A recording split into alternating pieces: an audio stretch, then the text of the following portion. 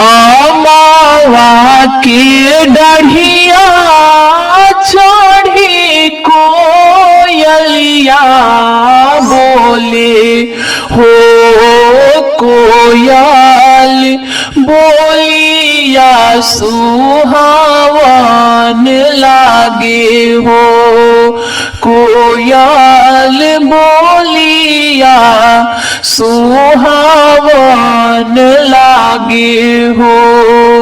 अमावा के डढ़िया चढ़ी कोयलिया बोले हो याजू घरवा सजना आई हो याजू घरवा सजना आई हो सभावा बैठले पापा जी रोवे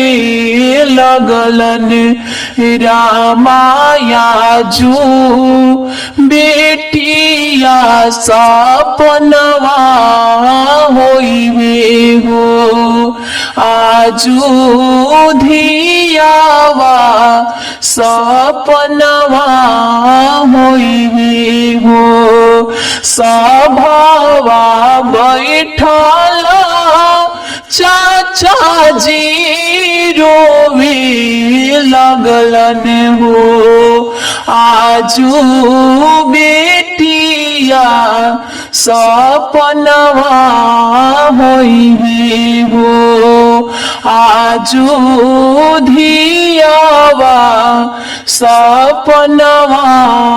होइबे हो चुप रह चुप रह हमारा पापा हो आजू पापा सूचित भइल हो चुप रह चुप रह हमारे चाचा हो आजू चाचा सूचित भइल हो आजू चाचा सूचित भइल हो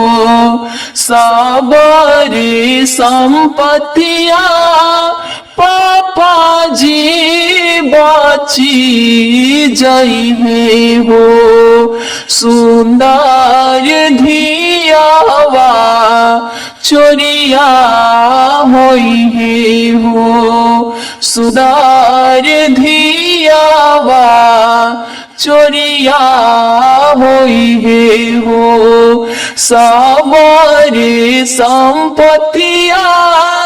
चाचा जी बची जइबे हो सुंदर धियावा चोरिया होइबे हो सुंदर धियावा